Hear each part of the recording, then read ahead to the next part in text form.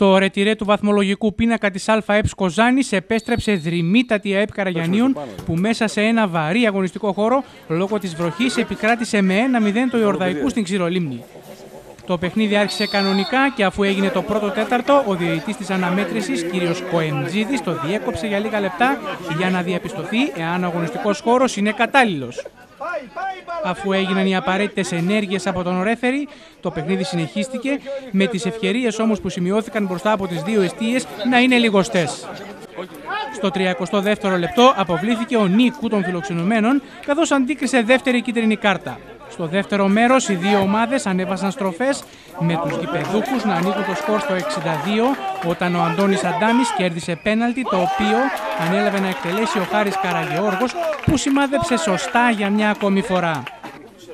Ο προπονητής του Ιορδαϊκού, κ. Τσαγκαλίδης, φρεσκάρισε την ομάδα του, αλλά η ισοφάριση δεν ήρθε παρά τις ευκαιρίες που χάθηκαν. Οι φιλοξενούμενοι πάντως διαμαρτύρονται στον άρχοντα του αγώνα για τον μη καταλογισμό ενός πέναλτι λίγα λεπτά πριν το φινάλε, ενώ θα μπορούσαν να σκοράρουν στην αμέσως επόμενη φάση, με την μπάλα όμως να κολλάει στα νερά.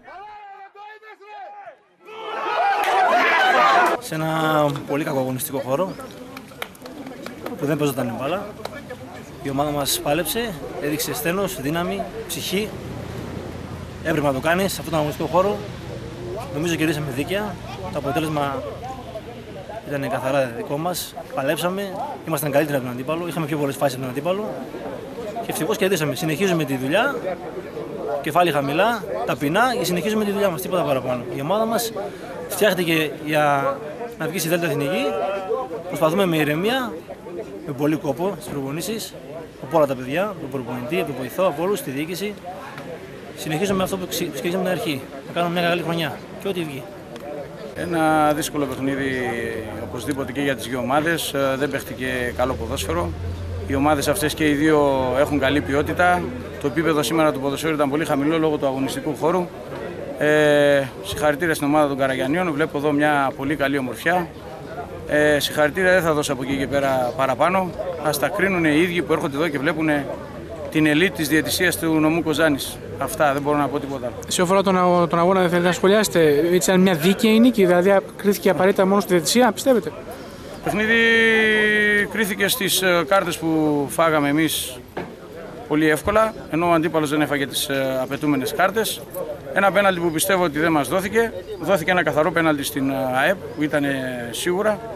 Το ίδιο σίγουρο δεν δόθηκε σε εμάς. Εντάξει, κοιτάμε εμείς μπροστά, είμαστε μια καινούργια ομάδα, δείχνουμε ότι παλεύουμε, αγωνιζόμαστε. Πιστεύω ότι δικαιούμασταν κάτι το καλύτερο. Το χ θα ήταν ένα λογικό αποτέλεσμα. Θα ξεκινήσουμε να δίνοντας συγχαρητήρια σε όλους τους ποδοσφαιριστές που αγωνίστηκαν σε ένα τόσο βαρύ αγωνιστικό χώρο, σε ένα τόσο επικίνδυνο αγωνιστικό χώρο. Είδατε ότι εμείς στον πάγκο για να περάσουμε βάλαμε ξύλα, έχει τόσο πολύ νερό που κινδυνεύαν ανά πάσα στιγμή να πάθουν ζημιά. Το ευτυχές γεγονός είναι ότι δεν τραυματίστηκε κάποιος και το παιχνίδι περνάει σε δεύτερη μοίρα. Όσον αφορά το παιχνίδι, θεωρώ ότι δεν μπήκαμε καλά. Ο Ιορδαϊκός μέχρι τη διακοπή ήταν καλύτερος. Μετά τη διακοπή είπαμε κάποια πράγματα στα αποδυτήρια, παρουσιαστήκαμε αρκετά πιο δυνατοί και με τις δύο αλλαγές που κάναμε στο ημίχρονο κερδίσαμε το χώρο του κέντρου και γι' αυτό δίκαια φτάσαμε στη νίκη.